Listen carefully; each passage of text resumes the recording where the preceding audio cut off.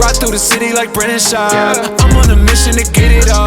Ride through the city like Brennan Schaub. If you ain't thick, please don't get involved. And now, Brandon Thick Boy Schaub.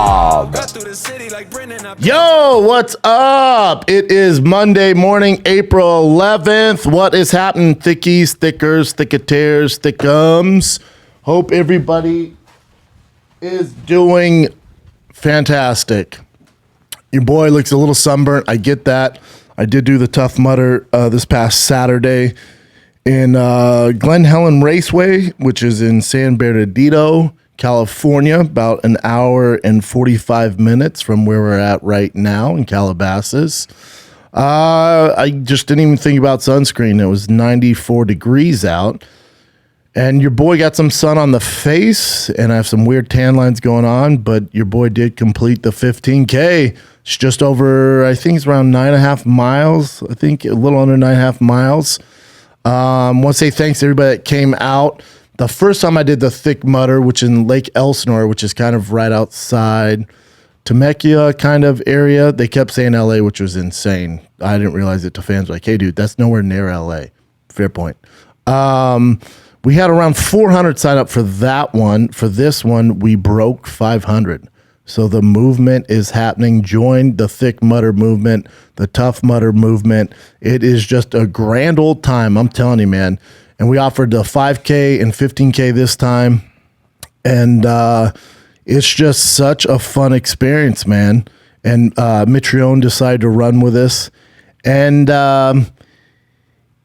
it was Matt's idea, first of all. So Matt goes, so we flew Matt in from Indianapolis to do the fight companion, and he got here on Friday.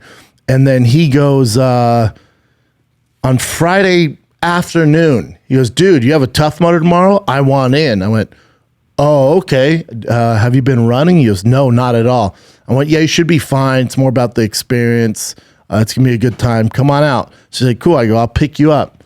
Pick him up. And he goes, wait, hold up. It's 15K. I go, yeah, dude. And he goes, how far is that? I go, it's like 9 miles. He goes, oh, shit. I go, yeah, it's going to be a beast. More of a mental grind than anything. Your body will hold up. You know, Matt, through all the years of football and fighting, has arthritis. And so he's every bit of 280 pounds, too. Not fat, just, 280 pounds. Would he pass the USADA test? No, of course not. But who cares? So he goes out there and he's fine at first, and then his knees just couldn't take it. His body just starts kind of breaking down on him. And I think he lasts for about 3 miles. He lasts for about 3 miles. But it was a great time, man. We had a great crew run with us. The way it goes is, so my heat was at 10:45, but for the Thick Mudder, there's like 3 or 4 different heats, so not everybody gets a run with me, but we all see each other at the end. So there's like a 10 o'clock, 10:30, 10:45, 11. I was in the 10:45 group. So everybody runs, but the way you'll start out and there's like 40 of you and you're all talking. And as the thing gets going, you'll see there's about 5 of you. And you have a group of 5. You ran it, Casey. I mean, you ditched everybody and finished first, whatever. But hopefully you want to run the next one. But I'm telling you, it's such a fun freaking time, man. Hopefully more people around Thick Boy Studios does it. Big George, you should be doing the next one. You should be doing it. I don't know why Meatball missed it. Big Mike, probably not. George coming in from Chicago. I'd like to get George out there at least for a 5K. And my dad wants to do the 5K with Big J, so we'll figure it out, man. But I'm telling you, man, there's nothing but it's such a fun experience. It's such a fun freaking experience, man. So shout to all the thickies who came out for the Thick Mudder. Next one, we're trying to figure out now. Your boy, it won't be in LA. Your boy's probably headed to Chicago in August. I am in Philly on tour when there's a Thick Mudder. So it's like, could I do a Thick Mudder and then do 2 shows at night? I mean, I did do a Thick Mudder and do a companion, which that was a bit of a beast, but it was a grand old time. So we'll figure it out, man. But shout out to everybody who got out of their comfort zone and did the Thick Mudder and finished it. And you realize that it's a bit of a grueling thing, but it's also just such a bonding, fun experience, man. So I'll see everybody at the next one, man. It was just such a fun time. Yeah, Papa Schaub was in town. My dad, he's a little old school, so he wants my kids to kind of, I don't know, have the same experience he had. My dad's 60 something, so he brought checkers. He brought checkers for my 6-year-old. The tough thing about that is checkers was, I think, created in like 1904. So when you bring it to my son, he's used to playing Roadblocks or these other games. He's like, what the fuck is this? It's tough. Hurts my dad's feelings, I think. I'm like, Dad, he's fucking still on 22, man. These kids, they're just not into checkers. So it hurts his feelings. But Papa Schaub left town today. But sorry, Dad. Checkers, 2022. I'm with you. I like a good game of checkers, but these kids aren't into it, man. But we did have a Calabas Fight Companion on Saturday night. I think the longest one we've ever had because there were so many decisions on the main card. So we go as long as the pay-per-view goes. There was, 4 decisions out of the 5 fights. The only non-decision was the main event with Volkanovski, Korean Zombie, which, Chin, you owe me a bottle of Buffalo Trace. Something like that, yeah. Yeah. Mm-hmm. What do you mean something like that? Or Jameson, maybe? No. You like Buffalo Trace? I hate Jameson. All right. Yeah. All right, Buffalo Trace is cheaper, I think. It is cheaper. Yeah. Buffalo Trace, yeah. Cool. We're going that route, Buffalo Trace. Sorry you're not getting the Van Winkle. Van Winkle. I know. I'm sorry about that. It was a tough night. Tough night. I'm going to kick this thing off. And if you haven't seen the Calabas Fight Campaign with Matt Mitrione, Josh Thompson, and Brian Count, it is a fun one. So go watch it right now. It's available right now on Thick Boy. And also during the Fight Campaign, we showcased the poster for the special that drops April 28th on Thick Boy YouTube. I can't wait for you guys to see this. Your boy has been grinding to knock this thing out. The whole team at Thick Boy has been grinding. So I'm freaking stoked, man. So you guys will see that. Just excited, man. We posted the artwork for you guys. I guess it's just it's a picture that my boy Troy Conrad's took, and then the title, The Gringo Papi. It is 30 minutes of lighting my Latin family up. So I think you guys are gonna dig it, man. I think you're gonna dig it.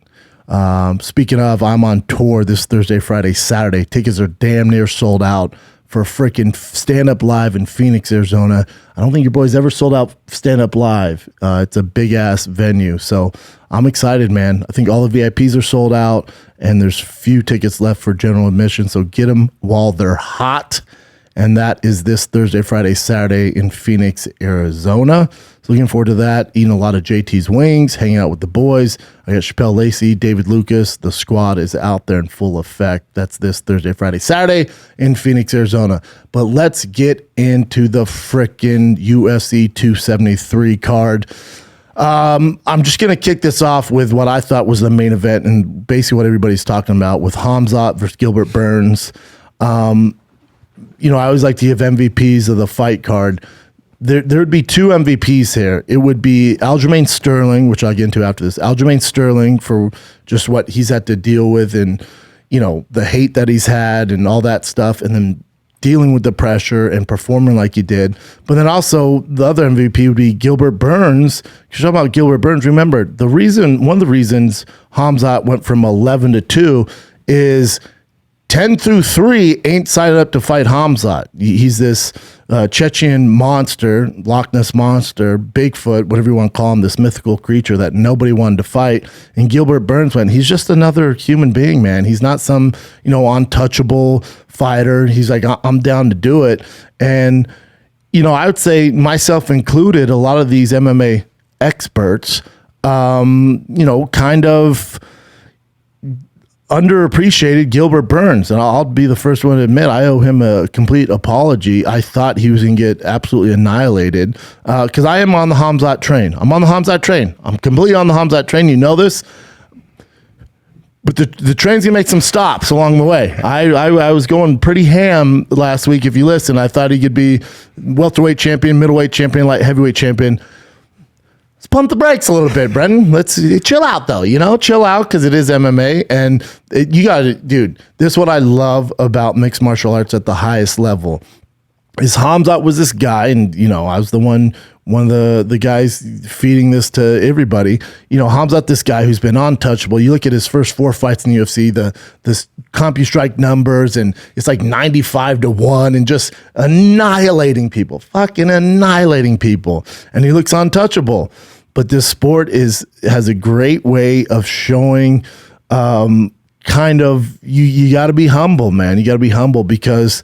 For the number 11th guy, which he deserves every right to be number 11, to fight the number 2 guy, it's a huge jump, man. And Gilbert Burns is number 2 for a reason. And it wasn't that long ago. He had Kamaru Usman wobbled. Granted, he lost that fight, but he did, land on Kamaru Usman, gave him all he could handle. And Kamaru ended up doing his thing. That's why he's pound for pound great right now. But y'all must have forgot, including me. I blame CT. I don't know what you blame it on, but y'all must have forgot Gilbert Burns is a motherfucking savage, dude. He's so damn good. We all forgot that, and I owe him an apology. And Gilbert Burns, for him to go in there and perform like he did lose the fight 29-28. They got that right. My hat's off to Gilbert, man. Nobody wanted to fight this guy. Nobody saw even a small chink in his armor.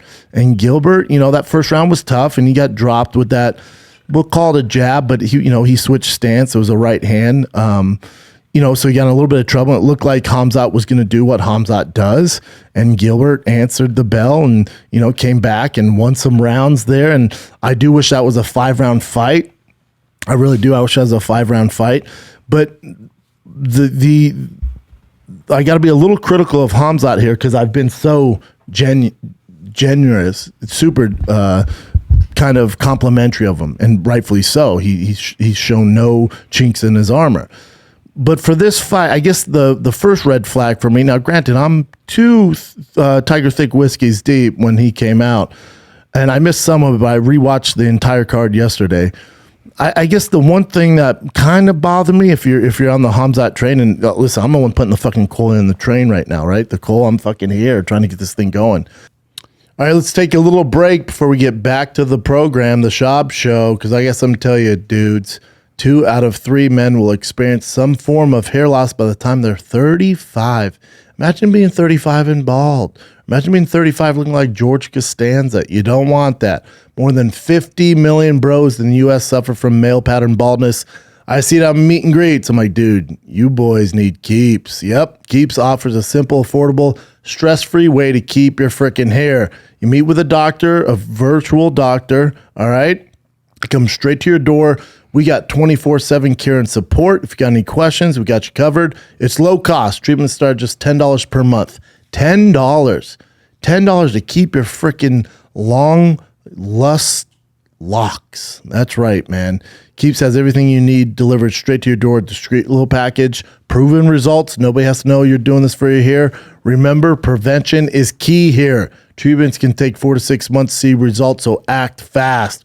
When it comes to your hair, save more, spend less with my friends at Keeps. If you're ready to take action and prevent hair loss, you don't have to look like that anymore. Go to keeps.com/Schaub. That's KEEPS.com/Schaub. If you don't know how to spell Keeps, you don't deserve good hair. That's KEEPS.com/Schaub to get your first month free.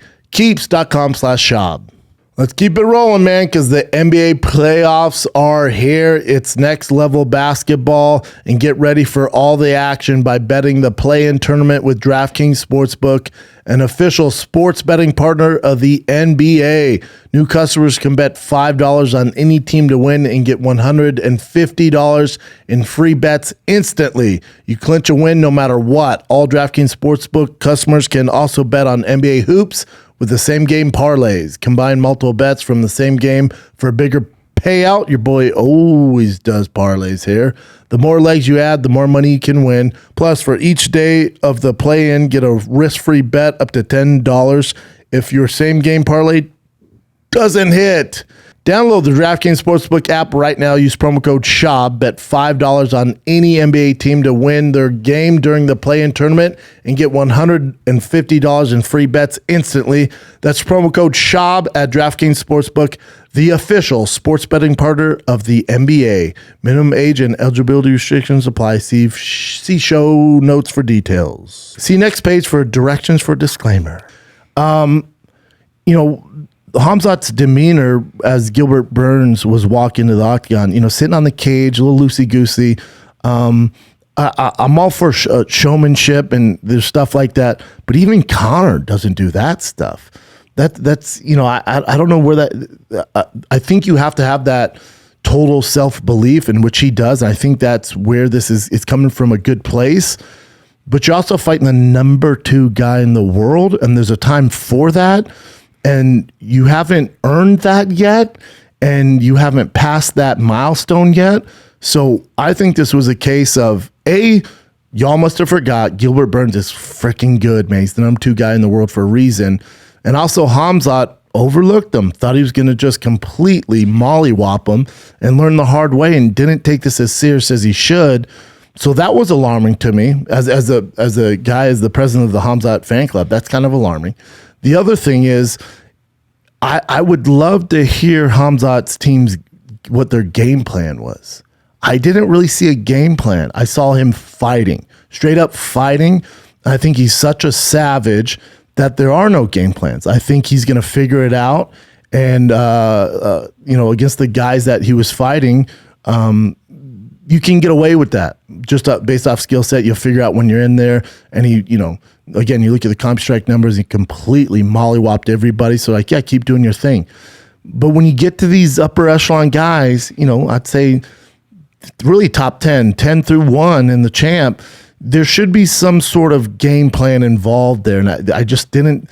I'd be curious. I'm sure they had one. I'd be curious if Khamzat actually stuck to it, because Khamzat, the much bigger fighter, rangier fighter, longer fighter, none of that was a factor in this fight. He completely kind of disengaged, fighting from a distance, being the longer fighter, throwing kicks, using his reach to get in to get takedowns. He initially went for the takedowns. He got him down early. And then after that, there wasn't much of it. And I think he was a little surprised about how strong Gilbert Burns is in the clinch. But I would just be curious what his game plan was, because, he was just sitting in the pocket trading with the smaller fighter and got caught. And that shot that Gilbert Burns hit him with, I think that drops 99.9% of the UFC. And Khamzat, showed he has a freaking granite chin, which is what we want. But I'm just curious what the game plan was. Because if that fight goes in the 4th and 5th round, again, this is coming from the president of the Khamzat fan club. If that was going 4th and 5th round, a little worried there. But on the other side of that, I think it's good too for Khamzat. I think this is such a learning experience, because let's say the UFC did what they did with Darren Till, right? And they go, all right, forget your number 11, forget Gilbert Burns, forget the, Leon Edwards, or, list anybody you want in there. You're going straight to Kamaru Usman or straight to Colby Covington. I don't think he wins that fight on Saturday night. I think he needed this learning experience. I think it was the best thing to happen to him. And I think it's good that it was 3 rounds, because 5 rounds could have got a little dicey there, and he's never been in those deep waters.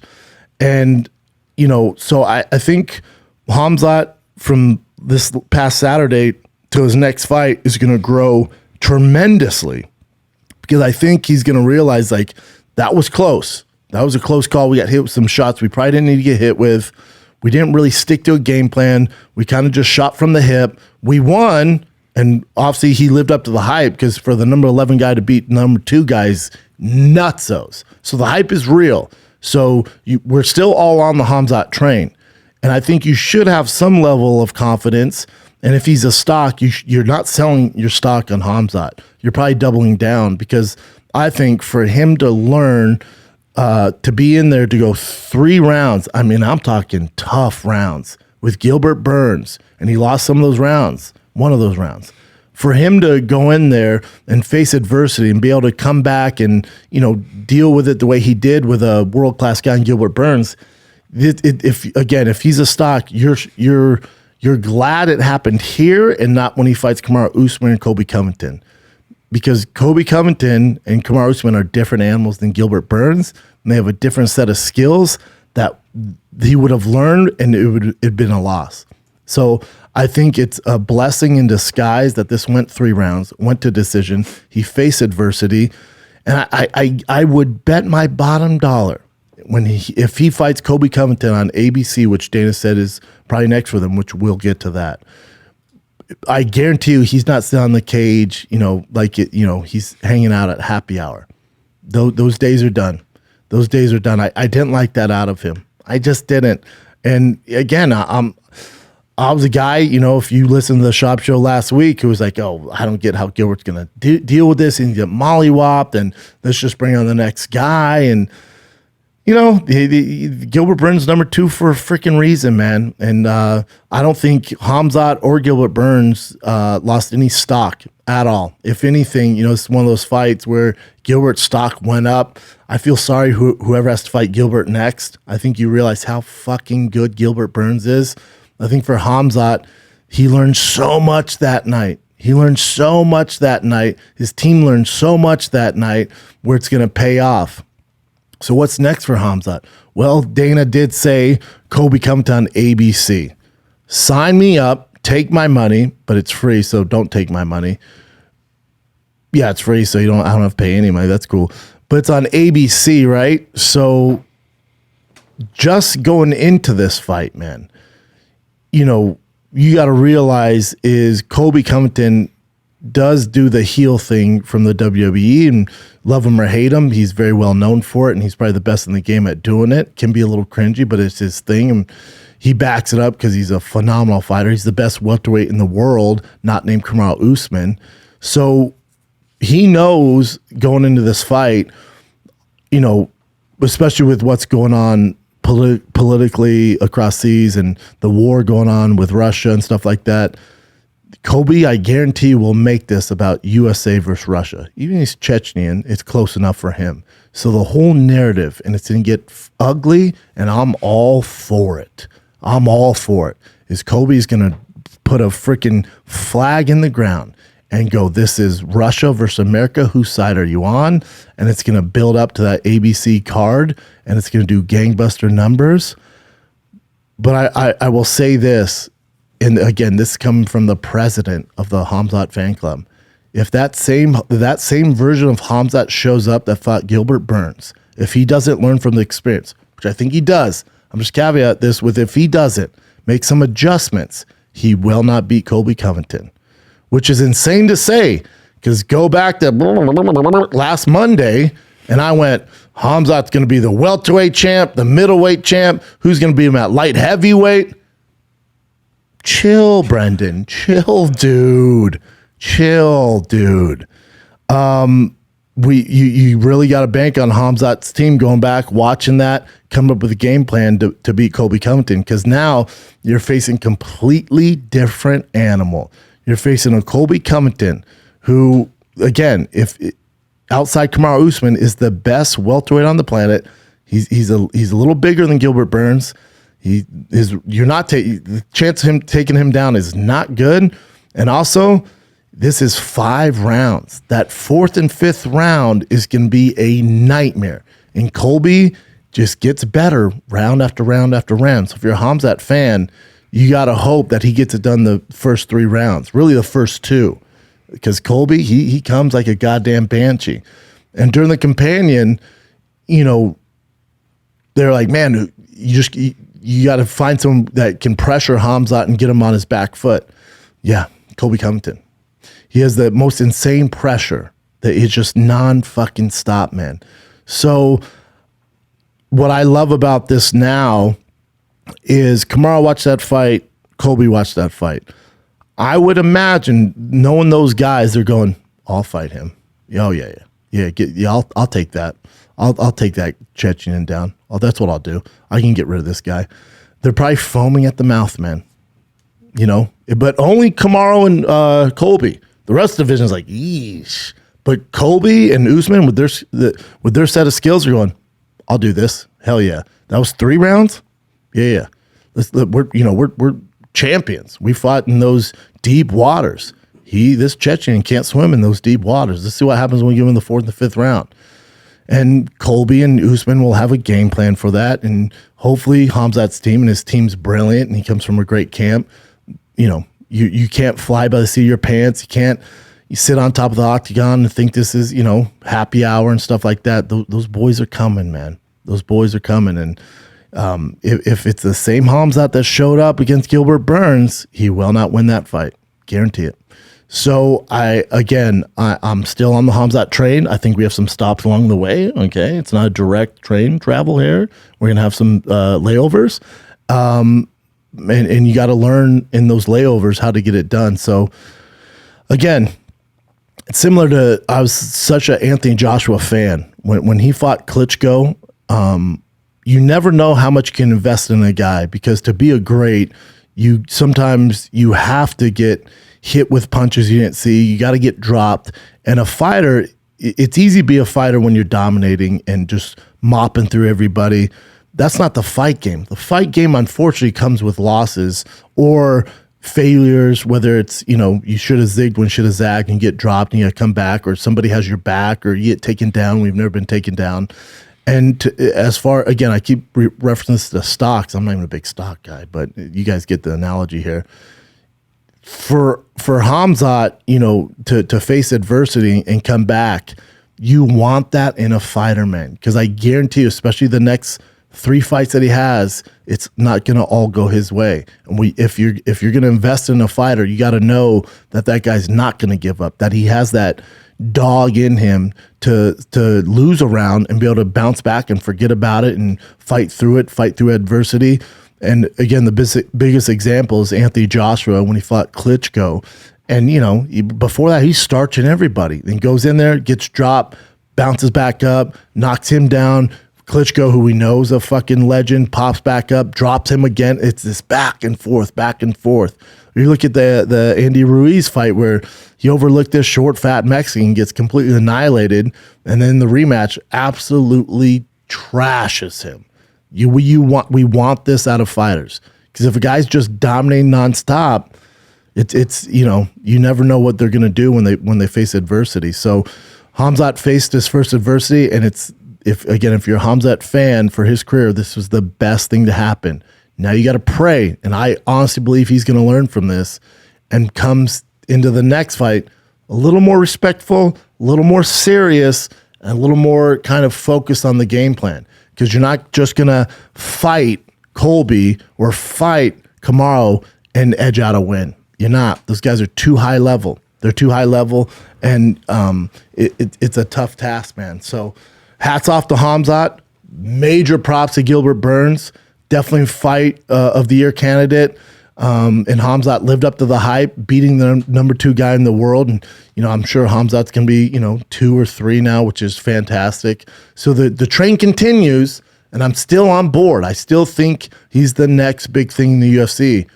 If he makes some adjustments, if he comes up with a game plan, and if he learns from this last fight. And he's a smart dude, clearly. He's a complete fucking savage. So we'll see what happens there. But, the jump, again, it's a big jump even from Gilbert to Colby. It's a big jump, and he's on the fast track, and he has the skill set and the demeanor to get it done. He just has to humble himself and get back into the training room and focus on a game plan and just kind of go from there. But it was a great fight. What's this, Jen? Oh, I just saw this from his coach. He just posted something about the whole hype train thing. Let me see. So let me see if this is it. Oh, there it is. People ask me what I told Khamzat at the end of round 2. This is what I told him. Stop brawling. There you go. I'm telling you, he's a great fucking coach. So this is Andres the General. So this is him talking about the fight. People ask me what I told Khamzat end of round 2. This is what I told him. Stop brawling. Stop having a street fight. Use your straight punches and keep it easy. This is an easy fight if you don't brawl, which, again, not a game plan.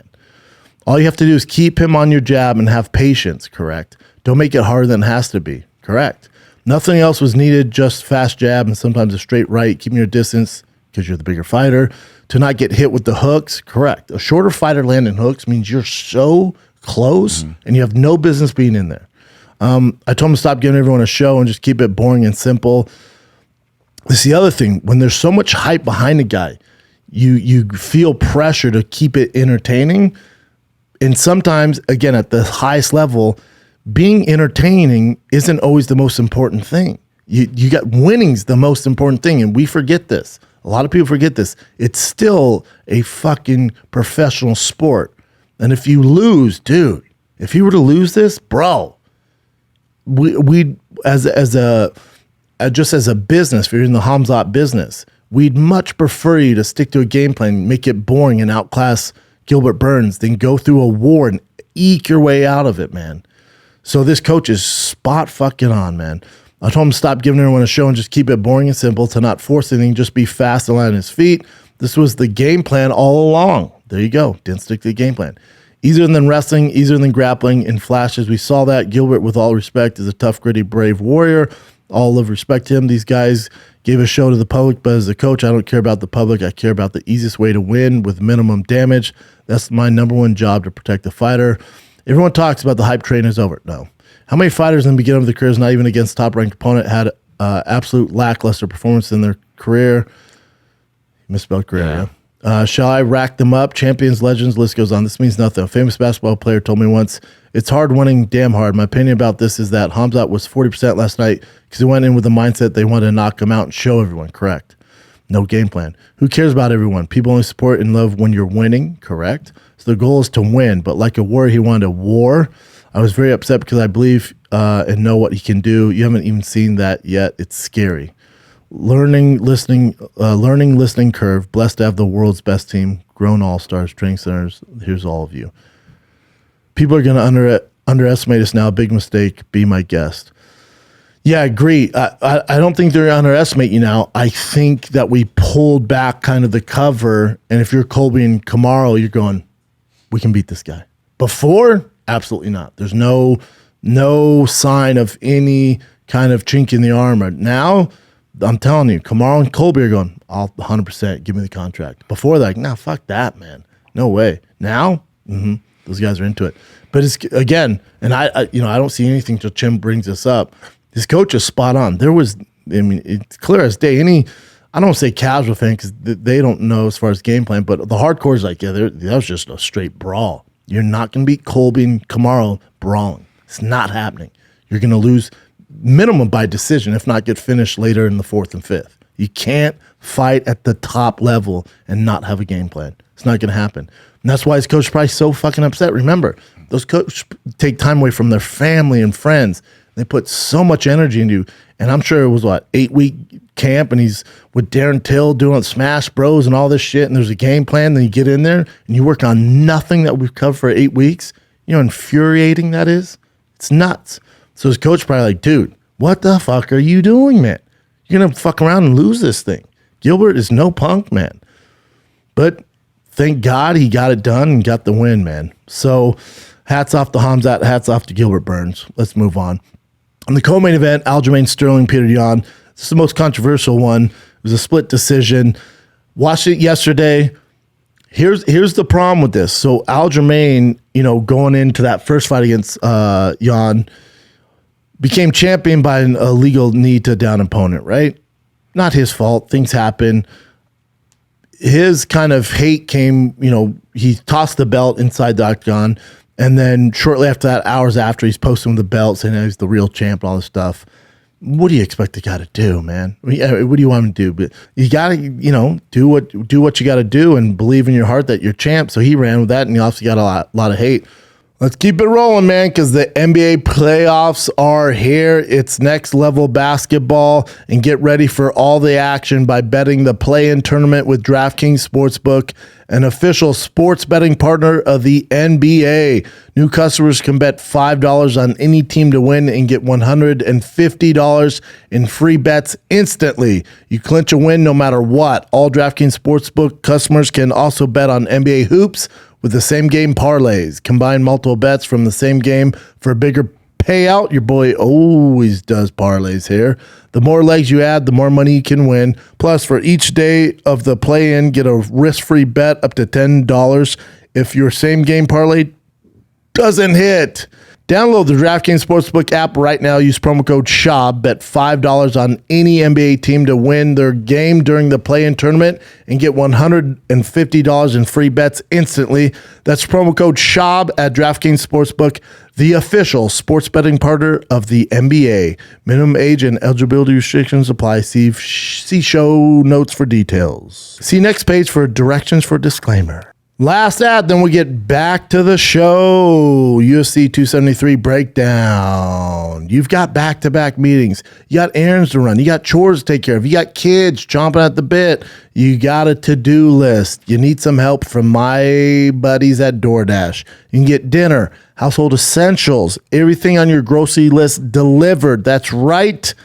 What do you want for dinner tonight? Maybe you want one of your favorites. Maybe you're cooking at home. You missed out on a recipe. You missed out on an ingredient. DoorDash got you covered, man. All right. This past year has taught us to savor every moment together. Spend less time prepping and cooking, more time with the people that you love with the help of DoorDash. Get what you want to eat right now, right to your door with DoorDash. Along with the restaurants you love, you can now get groceries and other essential items like a toothbrush, 1 can of Coke, whatever it is, delivered with DoorDash. Get drinks, snackaroos, other household items in under a freaking hour. Craving late night ice cream like your boy often does here? Cool, man. Maybe you forgot that key ingredient for dinner, or maybe you just need to stock up for the week. With DoorDash, you get everything in the app. With over 300,000 partners, you can support your neighborhood go-tos or choose from your favorite national restaurants like Popeyes, Chipotle, Cheesecake Factory. Ordering is easy. Order your items, and they will be left outside of your door if you want, or you can actually just hand it off to another human. For limited time, the viewers and listeners of the Shop Show can get 25% off and 0 delivery fees on your first order of $15 or more when you download the DoorDash app. Enter the code SHOPSHOW. That's 25% off up to a $10 value and 0 delivery fees on your first order when you download the DoorDash app in the App Store.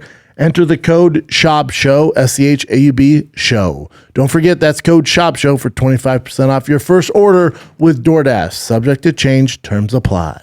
But I thought, beside, that Khamzat Gilbert, there's a lot of pressure on both those guys, but I thought nobody had more pressure on them than Aljamain Sterling. And Josh Thompson didn't agree during the broadcast of the Calabas Fight Companion, because he was like, no, he no pressure. But I completely disagree, because for Aljamain, he was getting his ass whooped in that first fight with Yan. It didn't look like he was going to go his way at all. He ends up losing. Ends up winning by default. He's getting all this hate. So I thought there's so much pressure to prove to all his naysayers and all the haters, which you don't have to prove anything to those people. But for him, it was just for the UFC fan base, to come at him like they did. I just felt he had so much to prove. And I thought Aljamain, in the first fight going into it, not once I started, I was like, I was completely wrong, which happens often. But I thought Aljamain athletically, he's unorthodox. I thought his wrestling pedigree and stuff like that would be too much for Petr Yan. And the first fight, that was not the case. Has neck surgery, which is a major surgery. A lot of people come back different from it. He's going into this huge rematch to prove that he could actually be a champion. And, Petr Yan has been active as fuck, right? Corey Sandhagen, while Aljamain's sitting on the sidelines, even though he's the champ. So there's this animosity's building up for Aljamain. So I just thought he had so much going against him. And I was rooting for him. I was rooting for him like nobody else on the card, because I want him to win. And again, what happens here too, and it sucks for Aljamain, and I wish Dana didn't do this. Dana, as soon as the fight ends, is in the press conference, goes, well, the judge got it wrong on that one. Did they? But did they? So Dana has so much power. And when he says that, the sheep, for lack of a better word, the sheep go, Dana said he didn't win. He didn't win. It's like, dude, come up with your own opinion, man. Go back and watch that fight. And I wish Dana would wait till he watched the fight like we saw the fight. Watch it a second or third time before you jump to that conclusion. Because by saying that, that gives everybody out there, the casuals, the MMA experts, especially on ESPN, or if you work for UFC, now all of them go, Aljamain, he didn't win that fight, which isn't true. It's just not true. Nobody got cheated out of anything. That was a close fucking fight. That's why it was a split decision. And that second or third round, I believe they should give 10-8s out more frequently. To dominate a guy that long, be on his back that long, and control a guy for that long, I'm not mad at 10-8. But they didn't give it 10-8. That's fine. So we know Aljamain won the second and third, lost the fourth. Fifth was closer, but we'll give fourth and fifth to Yan. 2 and 3, no debate. There's no argument. Aljamain completely dominated. I would have liked a 10-8 for maybe that second or third round, but all right, we don't get that. So you got to go to the first round. This whole fight is predicated off one round. So for anybody, including Dana White or any MMA expert out there to go, he didn't win that fight, I'd love to hear the argument. Because if you're basing that first round, you're saying because Petr Yan was the aggressor, he won the fight? Because he was the aggressor, won that first round? Because octagon control, which is what that is when you're marching forward, when you're the aggressor, that's the last thing that the judges should judge it based off of. You're judging based off damage and strikes landed. So let's go to the numbers. Because remember, the last thing being judged is octagon control. So strikes landed, right? And who's doing the most damage? So let's go to the first two things that matter the most. Petr Yan landed, I think, 2 kicks in the first round. Sterling landed more shots, threw more shots. I didn't come up with the criteria. I don't come up with the judging. You guys did. Based off that criteria, Aljamain won that first round. Aljamain didn't come up with the judging. He didn't come up with the scoring criteria. The commission did. You guys did.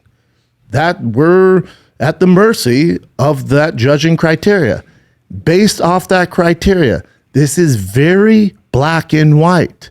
Aljamain Sterling, based off your judging criteria, won that first round.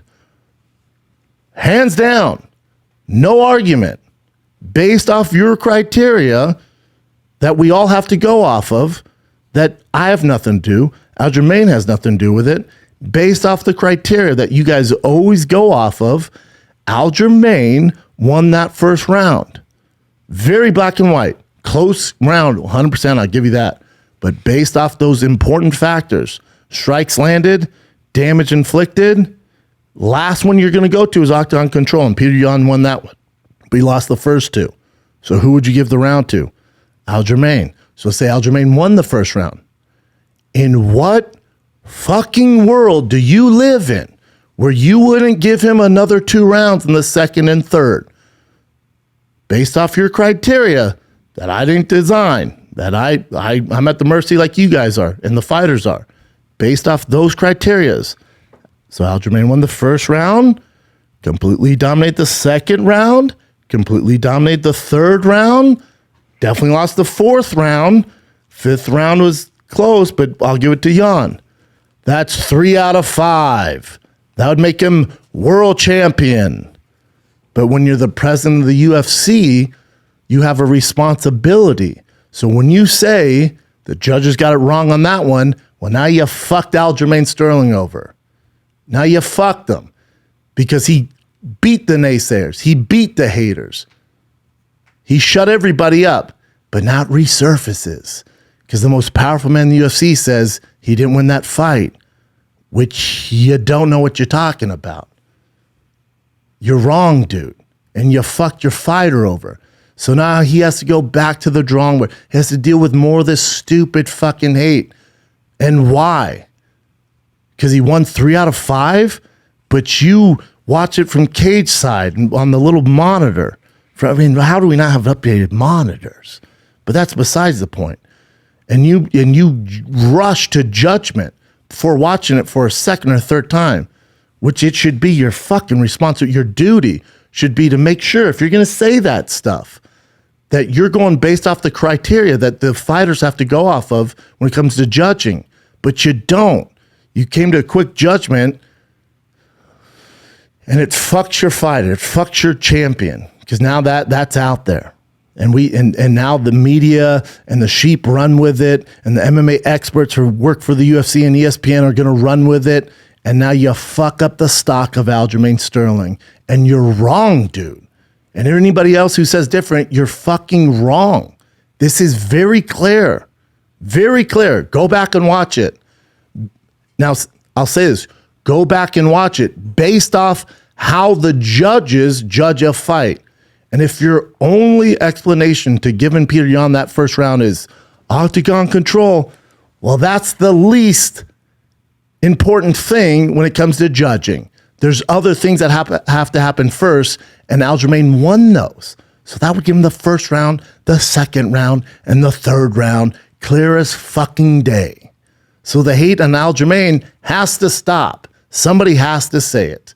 I don't give a fuck how you feel about him personally. Don't give a fuck. It's very black and white. He was a better fighter that night, won 3 out of 5 rounds, makes him hands down, undisputed world champion. Moving on. So then you have Aljamain versus TJ Dillashaw. That's the fight. I don't want to see Petr Yan Aljamain anymore. I'm all set. If you want to, if you want to give Petr Yan some of these other fights and have him work his way back, cool, do that. But he's 0 for 2. I'm all set, man. I'm sick of watching them fight. I'm sick of watching the build-ups. I'm sick of watching the countdowns. I'm sick of watching fans cry about Aljamain. I'm sick of people hating Aljamain. I'm sick of the president of the UFC shunning his fighter based off a criteria that nobody has fucking any control over, and he still won that first round, and now I have to deal with it even more? It's insane. So you're going to do Aljamain versus TJ next. Petr Yan has some work to do to get back. I don't want to hear a fucking peep about Aljamain Yan fucking 3. I'm all set, man. Right now, I'm all set. All right? And then the main event, you had Alexander Volkanovski versus Korean Zombie. It's mismatched, though, you know? It's a mismatch. You had fucking hot tub time machine Korean Zombie. Sorry, Chin, I'm on one right now. No, you had hot tub time machine Korean Zombie.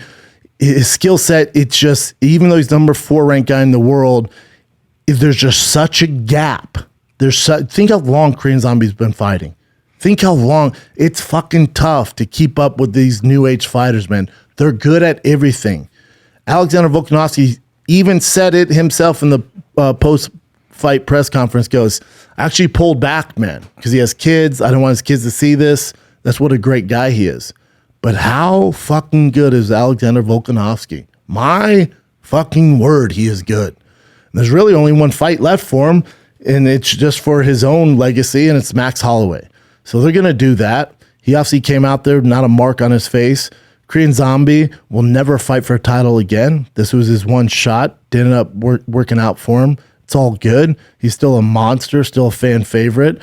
He goes back to the drawing board.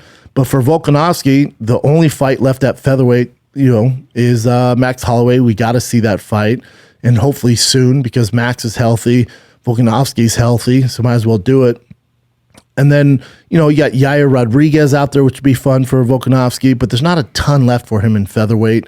The only fight that would make any sense for the UFC to do would be to pay Henry Cejudo to come in there and fight and challenge Alexander Volkanovski at featherweight, which I would love to see, because you're out of your goddamn mind if you don't think Henry Cejudo is going to take him down. When it comes to stand-up, it's going to get interesting. This is a tweet from Henry Cejudo. Yep.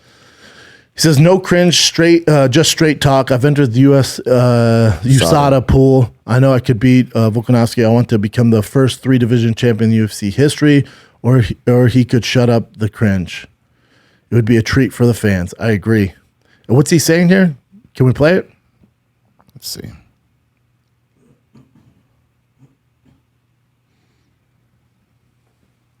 I know if I can fight Alexander Volkanovski, I know that I can still beat him.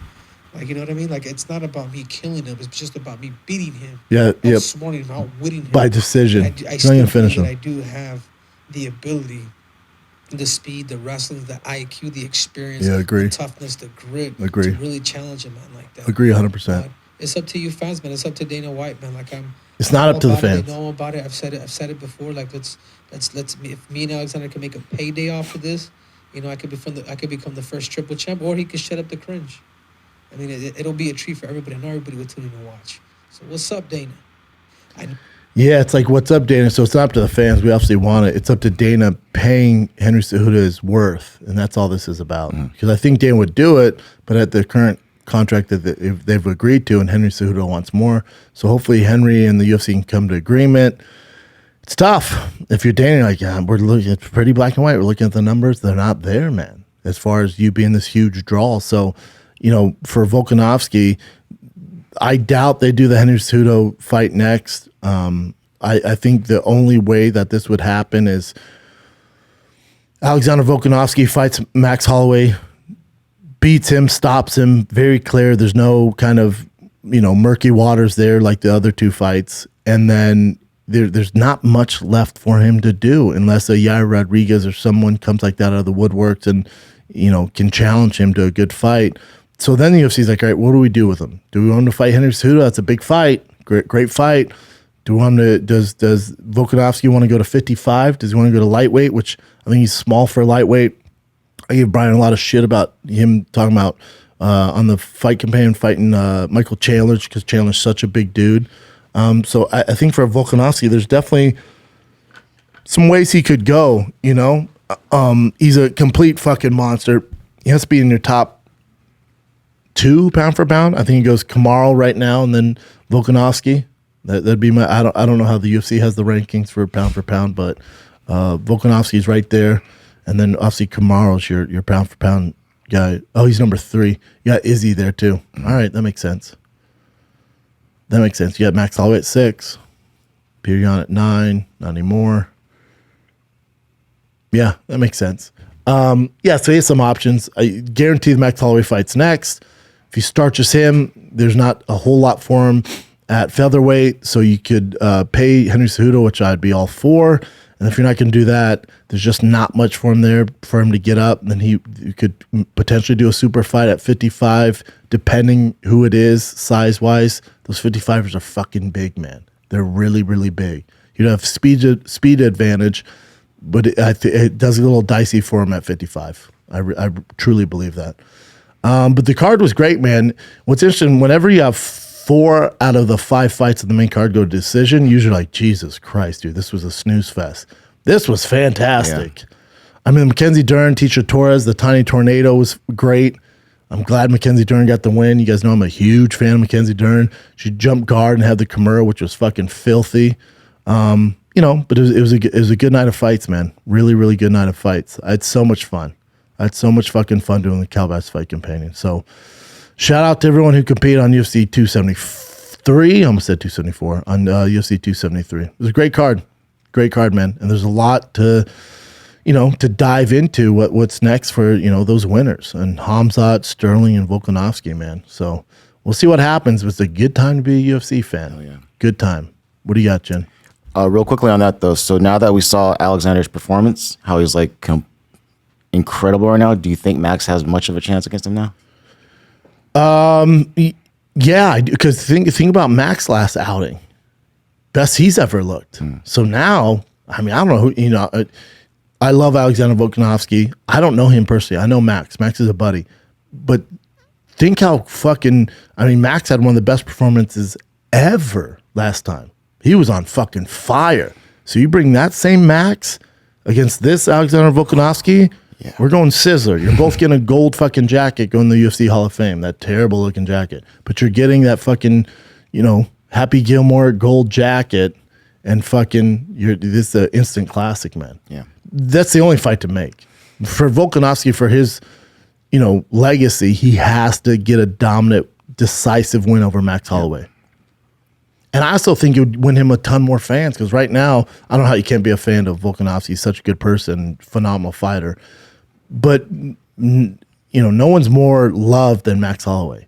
I don't know anybody who doesn't like Max Holloway. How can you not? Yeah. Great dad, great person, phenomenal fighter, been doing it for a hot second, former world champion, went up to 55 to fight fucking Poirier. He's a fucking gangster, man, Hawaiian gangster. So he's so loved, I think a lot of the Volkanovski, I don't want to say hate, whatever you want to call it, criticism comes because it's not a clear win, and Max is so loved. A lot of people need to see that door shut before they jump on the Volkanovski train, and he needs to do it just for his legacy. Yeah.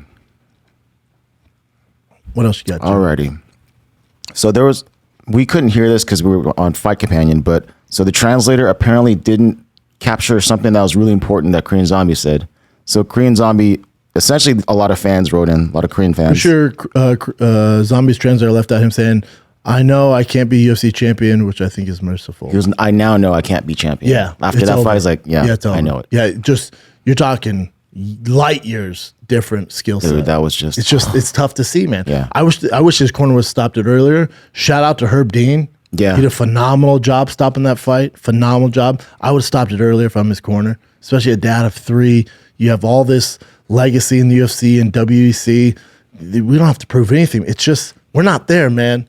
You're not winning this fight. I know. You are not winning this fight. No, he's not. We gotta. There's no point. You're getting paid the same regardless. Let's get the fuck out of here. Get you back on a flight to South Korea. Get with those kiddos, man. Yeah. His wife was in there crying and shit. I hate seeing It was that tough. stuff. I didn't like the stoppage at first for whatever emotional reasons, I think. But then looking back, I'm like, thank God. No. That Thank would God, got bad. And Yeah. when Volkanovski goes, I was taking it light.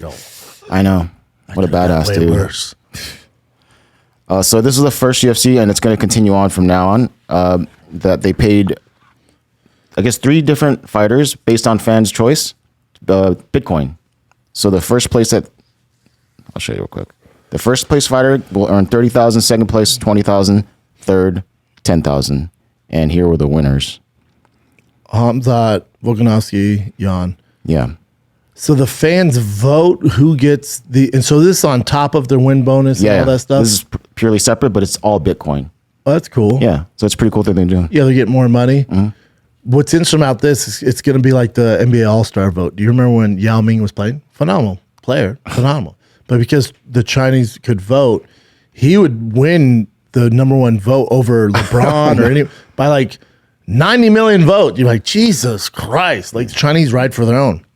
So for this, like letting the fans decide is a little dicey because it's basically who's the most popular going to win. So like fucking Sugar Sean O'Malley's going to win 30,000 every night, every time he fights. He's a fan favorite, you know? Yeah. But it's extra money regardless. So No, I'm glad they're getting paid. yeah. You should. I think to be up for it, you have to win though, because Sterling should have been the third guy to win that $10,000. He won the fight. Fan vote. Yeah, that makes sense. This is Olynyk's opponent asking him how he beat him, and then Olynyk actually showing him how he did it. And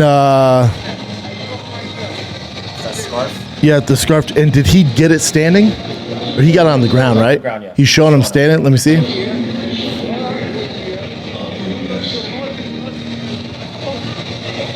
And he's driving his knuckles into his fucking neck.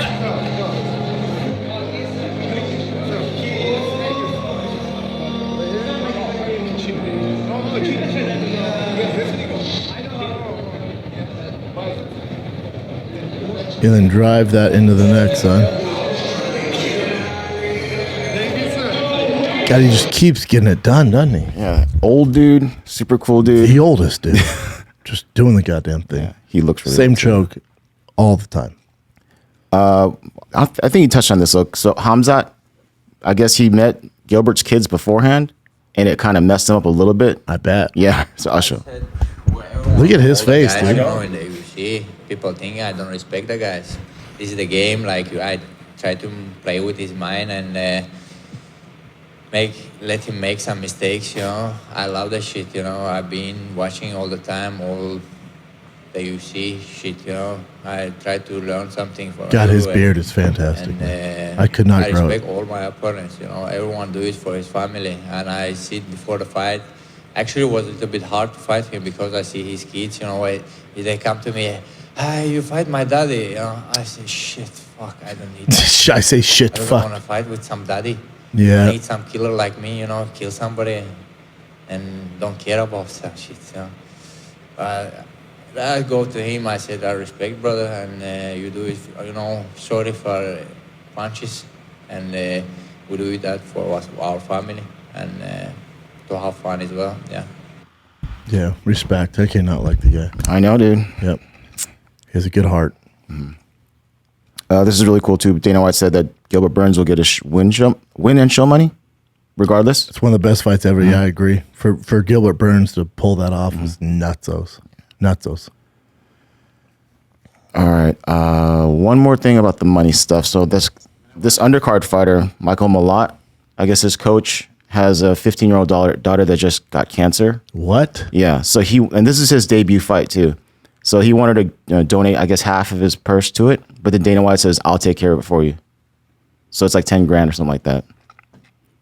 Let me see. Michael Malott, who made his UFC debut today, and he had a ferocious knockout against Mickey Gall. And that was a great knockout. Really good post-fight interview where he put a GoFundMe over for his boxing coach, whose 15-year-old daughter God is. damn it! Now I got to donate to that GoFundMe. Donate half of his fight purse to support him and her in this battle against cancer. What did you think of Mike's performance and just what he had to say after the fight? Yeah, no, he looked good. Yeah, no, the kid looked good. Flatline. He's fun. He's fun to watch. Mickey. And he can keep his 10 grand, and I'll do his show and his win, and I'll donate it to his coaches. So how much is that? And then I wanted to ask 20? you about. Probably 10 and 10 or 12 and 12. He said I'll donate his show and win. Show and win. So his purse was 10 grand, I guess. So I don't know. He's a brand new fighter. Yeah. Where's that kid out of? He's a Canadian guy, but he fights out of Team Alpha Male. There's so many things to talk about from last night. It was an incredible night for me. The first thing I wanted to address was the generosity of people willing to donate to help Joey_Rodriguez 916.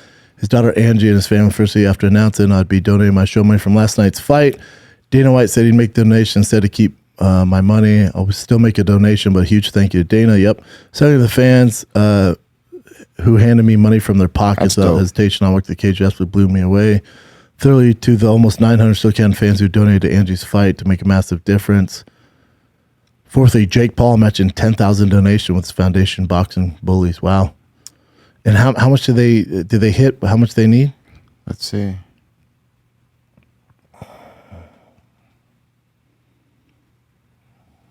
Oh, way over. Need to raise 50,000. His poor fucking kid, man. Fucking cancer. Yeah, but yeah, so that was really cool for Dana White to do, and also the fans just like as he's walking, to the locker room, they're just handing him money. Yeah, I'll donate. That's awesome. That. That's fucking terrible. Yeah. Hey, Swallow, let me see what kind of cancer his daughter has. Okay. Joey and Louise received news Stage that will 3 forever change their lives when they found out their 15-year-old daughter was diagnosed with stage 3 lymphoma. This news comes as complete shock and has been healthy and has not shown symptoms. And she's already undergone a few procedures. Will start aggressive treatment in the coming days. She's a sweet, bright young girl. Angie's father is head boxing coach at Team Alpha Male. Jesus Christ. I know, dude. It's so sad. She does have a long road ahead of her. That's terrible, man. At the very least, it's way past its goal, so that's good. Yeah, thank God. So remember we watched this. How about Jake Paul, though? I don't know how you guys can keep hating on this kid, man. He came to my show at the Improv the other night. I saw that was awesome. I said he went to the Improv again last night. He asked me to get him in, so I text Rita, the manager there, and I talked to him back then. The thing about Jake Paul, obviously the YouTube stuff, I get all the hate from the YouTube stuff, whatever. But as far as a fighter goes, you're talking about a guy who is chomping at the bit to change the game as far as fighter pay goes, because he goes, do you think I actually have a shot to get the Conor McGregor fight? I go, I think you do. I think it happens no matter what. If Dana wants to play ball or not, I think it happens. And I said, my advice for you is if you want it to happen in the UFC and have Dana be part of this, you got to back off the fighter pay. Now, this is a discussion just between, hopefully you don't mind me talking about this. This is a discussion just between me and him in the green room at the Improv. I go, from what I know, man, in my experience in the UFC, Dana's down to play ball, right? They had CM Punk. They've taken some risks, and you're such a big name, but you also have professional fights, so it'd make a lot of sense for them to let you fight Conor McGregor in the UFC. But you got to back off the fighter pay. And I said, because, if they were to change the minimum requirement of fighter pay, this isn't a thing that would last a year. If they change that, there's no going back. You open up Pandora's box. So that's costing Dana White hundreds of millions of dollars over whatever, how long he's going to be in the UFC, to make that change. So the juice isn't worth the squeeze for him anymore. Let's say, which he wouldn't, but let's say he made $80 million off Jake Paul versus Conor McGregor. They're still going to be in the negative because all the years of changing that fighter pay, which is thousands of fighters over the years, it doesn't make sense for Dana to do it. And I go through all this and he's not talking. He's let me talk to him. Yeah, that makes sense. I didn't think of it like that. Yeah. And he goes, I don't think I can do it though. If they're not going to raise fighters' pay, I'm not going to do it. Whoa. And I went, whoa, you're serious about this? I thought it was kind of a gimmick to get people on board, because you had so much hate. It's not, dude. He goes, I don't know if I can do it then. Then I'll wait till Conor gets out of his contract and I'll fight him on my own. Holy shit, this kid's awesome. legit wants to make a difference when it comes to this fight game. He goes, I feel like that's my duty, man. I'm the one guy who can do it. Holy fuck, man. Good for you. Mm-hmm. How can you not like him? Of course. I don't get it. All right. Well, awesome on Jake. We saw this during the broadcast, but we didn't know what was going on. The Duho Choi Korean Super Bowl. Oh, yeah, the Hall of Fame. Remember, I was like, why are they showing this shit? They're fighting again? Exactly. Remember, I was about 7 Tiger Thick whiskeys deep at this point. But yeah, they're going to be in the 2022 UFC Hall of Fame. And their fight was in 2016. I thought it was not that long ago, but that's a long time ago. Superboy. Yeah. Great fight. Amazing fight, yeah. They both get golden jackets. UFC should have done something different than those golden jackets. That's like rings or something cool. Yeah, just something different, man. Don't fucking copy the NFL. Do your own thing, man. Oh, that's still rings or NFL, but whatever. Yeah. NFL, you get a ring and a jacket, but they could do something cool. Mm-hmm. Chain. Sure. Yeah. Did you know Triple G fought over the weekend? I did not. Yep. He fought over the weekend, and this is like the ending sequence here. He beat the guy in the 9th round. And they're saying he looked his age, huh? Yeah. And that was it. A guy against a guy named Murata. I love Triple G, man. God, he was hot for like 3 years. Hot as fuck. Yeah. And then, some would say he did beat Canelo. I completely thought he beat him. Yep. The first time. Yep. And then lost the second one. Yep. I don't think you ever see that Trilogy fight now. Or Canelo's like, let me shut up the haters because Canelo would absolutely mop the floor with them now. Now it'd be it's just, tough, his, father time caught up with him. So if you're Canelo's camp, you're looking for a fight, you're like, well, I'll fight. After seeing that, I'll fight his old ass just to shut him up. And make a ton of money. What else you got? Jake's brother Logan, he said he'd be open to fighting Paddy Pimblett. They're saying he's possibly the next Conor McGregor, right? Paul said of Pimblett during a recent appearance on MMA Hour, he's super charismatic. He's entertaining as hell. He's on the come up. He's young like me. He's got a real loud mouth. I just like the way he can perform. I think also in the offseason, he can come up like 25 pounds. No. Try 75 pounds. The kid blows up in the offseason. I've never seen anything like it. It's like someone put a pump in him and blows him up. So he can get up to 185 and get down to 185 and possibly do a UFC match. No, Paddy Pimblett is not an 85er. He's a doughboy at 200 pounds, where the fuck he is. Just because he eats so much, whatever, Just fish and fat chips, and salt, fucking crisp and whatever the hell else tea with sugar and milk, and then where the fuck he's doing to bulk up. It's something to talk about, but you're not getting Logan Paul versus Paddy Pimblett. Also, Logan and Jake do have to be careful. Granted, it'd be a huge event, no matter if Logan or Jake fight in the UFC, 100%. The Jake and Conor fight makes sense for a number of reasons, but that's also going to be a stand-up war. Unless Conor's like, fuck, I'm going to take this kid down and twist his fucking, ankle off for a leg lock or something like that, dies for a leg. That'd be a quick fight. But Jake and Logan do have to be careful because, and I know they wrestled in high school, and they're tremendous, especially wrestling in Ohio. It's no punk to place in Ohio amateur high school wrestling. You got to be fucking badass, man. I'll give them that. So they have that pedigree. But if Paddy's gonna,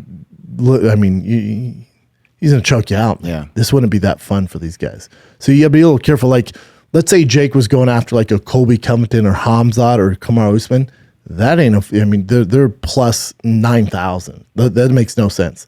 The only reason I'll entertain Conor versus Jake is because it'll be a stand-up war, and Jake is a professional boxer. But if you give him him or Jake, a guy with an actual grappling pedigree at the highest level, that ain't a fun, and they know that. That's not a fun night for them at all. I don't give a fuck what you wrestled in high school. Doesn't matter. Yeah. All right. Real quick one. Our boy, Justin Wren, he announced that he's going to be back in Bellator in fall. Oh, dope. Yeah. Hell yeah, man. Good for him. I love Justin. Yeah, he's the best. He's the nicest guy ever. So Anderson Silva is going to box someone named Bruno Machado. That's on the Floyd card? I don't know if it's on Floyd, but it says Dubai's most or likely. Or is that the Jake Paul? Because Jake Paul set the box too. He's on one of the cards. In Dubai? Yeah. Do they say it in there? No, so he said August, right, Jake Paul? And this is for May 14th. Okay. But Bruno Machado's an MMA fighter, and I looked up his record here. Oh, no, that's on the Floyd card. That's what that is. Okay. That's the Floyd card. Anderson beat the shit out of this guy. Yeah. At least he has like 5 in a row, though, that he won. Sure. Yeah, But, he get his ass whooped by Anderson Silva. Yeah. Anderson Silva beat fucking Julio Chavez Jr. Insane. Beat the shit out of him. I know. dude, And he which looked is really good. Nutsos. Yeah. Okay. This is your boy, Luke Rockhold. He's saying he wants to get a title run to get to Izzy, but he also has been calling out Paulo Costa for a while now. And I guess Paulo Costa's not signing the contract. But the UFC offered him both the contracts? That's what he's insinuating. I'm annoyed. Rockhold said on the MMA Hour, the guy says he wants to make weight. He wants to make 185. He wants the middleweight fight. The UFC wants the middleweight fight. I'm fucking all in. My management wants it. I want it. I'm ready to go. He's just making excuses and getting cold feet. I don't know exactly what is going on, but I'm just ready to go. I've been training every day, all day. Nothing stopped me right now. Let's go. Sign the fucking fight. Why is Paulo Costa getting scared of not sending the fucking contract? The contract is there. It's ready for you. I'd love that fight. So Paulo Costa on his social media has been kind of weird, but funny kind of weird. And he wrote this most recently as a... I don't follow him on social media. So does he do like troll things? I'll show you some of his posts and you'll see. But he's just basically responding to Luke Rockhold. So this is Luke Rockhold. Luke Rockhold said, your steroids aren't working anymore and you fucking got caught up. You're looking for a way out. He's always needed assistance in whatever ways. It's obvious. Fucking show up, show out. Let's go. And this is what he posted, Paulo Costa. After this shit's Luke Rockhold said, I will reveal curiosity. Vitor is my dad and happened when him and my young and sexy mom gets in romance on Rio de Janeiro, Brazil. Now everyone knows. That's what when he bring me to UFC, the staff called me Baby Vitor. It's very odd, but then he posted this. Well, first of all, look at his banner there. Is that Islam Makhachev and... As Hawkins? Yeah, Stephen Hawkins. And then he did this. I felt something wet and hot in my shoe. And then that's John Jones on his feet. But that's him. Naked. Yeah, it's so bizarre and weird. And then this one, I don't know what the hell this is, but okay. Is that him as Putin? Is that I don't know. Okay, keep going. This is the one that I thought was funniest.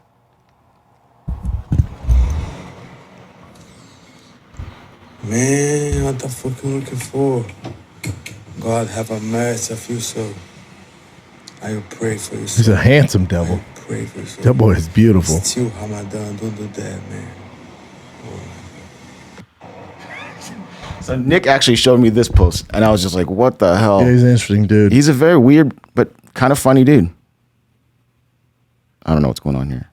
He's just changing in the gym. Interesting. Yeah. And I doubt Vitor's his dad. No, he's just saying crazy stuff. Yeah. This is the last one. It's just Khamzat trying to pronounce Ohio. I guess he has an issue saying Ohio. That's my hometown, bro. Ohio. Uh-huh. Ohio. Ohio. That's a mistake. I never heard about that one. Hey, bro, you're talking smack about my hometown. I never heard about that one, brother. Ohio. Wow. It's so hard. Who has better English, me or Khamzat? Ohio. I mean, I struggle with English too, man. Trust that. Ohio.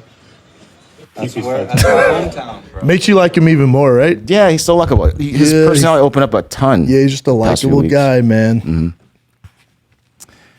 I think that's pretty much it, dude. We have fights coming up, though. You got one great fight on the UFC Fight Night this week, which is for the #1 title contender, Vicente Luque, our boy, versus Belal Muhammed, which is a great fucking fight. They fought before, yeah. So, I'm a Vicente Luque fan, also Muhammad fan. Great fucking fight. That's fight of the night written all over it. All over it. The rest card is complete trash. And that's not throwing shade at anybody fighting this card, but for the UFC standard, you're coasting this one in, huh? You're just coasting. You're just trying to check the box for ESPN, but that main event is fantastic. Yeah, great fight. The best card of the weekend is Bellator by far. On Friday. On Friday, you have AJ McKee versus in the rematch against Pitbull, which is a great fight. This is going to be a huge night for AJ McKee to cement his legacy. Then you have that light heavyweight world championship fight, Nemkov versus Corey Anderson. That's an intriguing fight, man. When we had Corey Anderson on a food truck a while back when I was still with Showtime, he was talking about how excited he's to get a hold of Nemkov. I'm so interested about what happens in that fight. Then you have one of my personal fan favorites, Aaron Pico, is fighting. He just re-signed with Bellator. You have Timothy Johnson and Vasil. The undercard's solid as well. Super solid. You have Fortune, Kretschmer on there, Rafael on there. Solid card, man. Definitely better than the UFC's. It's just disrespectful at this point. All right. ESPN's like, what? Like, sorry, you said we have to do 40 fights. This is one of the 40. Can't all be bangers. But we gave you a great main event. ESPN's like, makes sense. Is that it? That's it. All right, kids. Thanks for watching. Thanks for liking, subscribing. Let's go ahead and hit that subscribe button on the Thick Boy YouTube. We're growing, man. We're just over 130,000 subs. We've been rolling since January, so we're cooking. But this Thursday, Friday, Saturday, I'm in Phoenix, Arizona. Stand Up Live. We're almost sold out. Let's sell these bitches out. I've never sold out Stand Up Live because it's a big venue. But Phoenix is one of my favorite spots. I will be at JT's Wings on Saturday, just getting stuff full of wings. And then Austin, Texas, breaking news there. Well, I announced it on my Instagram, but breaking news as far as podcast goes. We changed venues. We're at the Cap City Comedy Club, the new Cap City. I was going to open up their club, and they decided to put your boy in the historic Paramount Theater where Andrew Schultz shot his special there. Rogan's performed there. Whitney Cummings, the who's who, has been in the Paramount Theater. So it's a big night for your boy. Let's sell that bitch out. It's the Moon Tower Comedy Festival. One night, one show only with the Thick Boy crew at the historic Paramount Theater in Austin, Texas. So instead of doing Friday, Saturday, I'm just doing Saturday. One big ass show at the Paramount Theater, April 23rd in Austin, Texas for the Moon Tower Comedy Festival. April 22nd and 21st, which is Thursday and Friday, I'll be bouncing around on everybody else's shows for the Comedy Festival. That's what you do during Comedy Festival. So I'll be jumping around. So April 23rd, Paramount Theater, Austin, Texas. Yup. And then just announced Charlotte, North Carolina. The Comedy Zone in Charlotte. Great venue. May 5th through the 7th is Charlotte, North Carolina, Comedy Zone. Come get some Charlotte. Muggsy Bogues is opening for me. Just playing. But bring your Larry Johnson grandmama jerseys. That'd be cool, huh? Or bring your Rex Chapman jerseys. Or bring Steph Curry's dad jersey. That'd be sweet. But I'm in Charlotte, May 5th through the 7th. But this week, most importantly, Phoenix, Arizona, April 14th through the 16th. That's this Thursday, Friday, Saturday. Get your tickets right now, thickboy.com or fatkz.com. And then Austin, Texas, one night only, April 23rd at the Paramount Theater. Let's ride. Show out for your thick friend here. All right. Love you guys. Thanks for watching. Thanks for subscribing, liking. Thanks for doing everything, watching the Cowboys Fight campaign. Thanks everybody who ran the Thick Mutter. 500 strong. Say what? And we're only growing. Join the movement. It's a grand old time. I'll keep you posted for the next one. Might be in August in Chicago. Keep you guys posted. But that's it. Love you guys. Phoenix. See you this weekend.